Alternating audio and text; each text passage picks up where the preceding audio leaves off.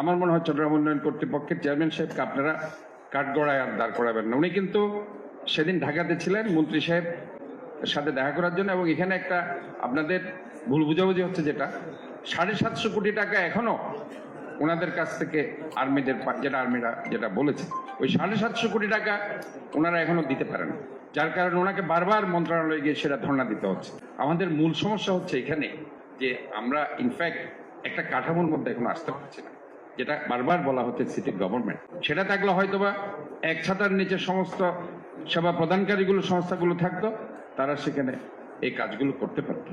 আজকে আমাদের মূল সমস্যা ওইখানেই যে সিডিআর চেয়ারম্যান কিন্তু ওই সিডিআর চেয়ারম্যান না, যারা সেদিন 6,000 কোটি টাকা 9,000 কোটি টাকা জোর করে সিটি কর্পোরেশনকে অ্যাভয়েড করে জোর করে তারা নিয়েছে, পরে তাদের সক্ষমতা নেই বলে তারা ভাড়া করেছে সেনাবাহিনীকে।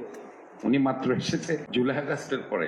উনিও একজন বৈপ্লবিক নেতা, এক সময় অ্যাড করেছে, ইঞ্জিনিয়ারিং অ্যাসোসিয়েশনের প্রেসিডেন্ট ছিল, অনেক কাঠগড় পড়িয়ে উনি কিন্তু হয়েছে। তা আমার মনে হয় আপনারা এটাকে ইজি হিসেবে দেখেন।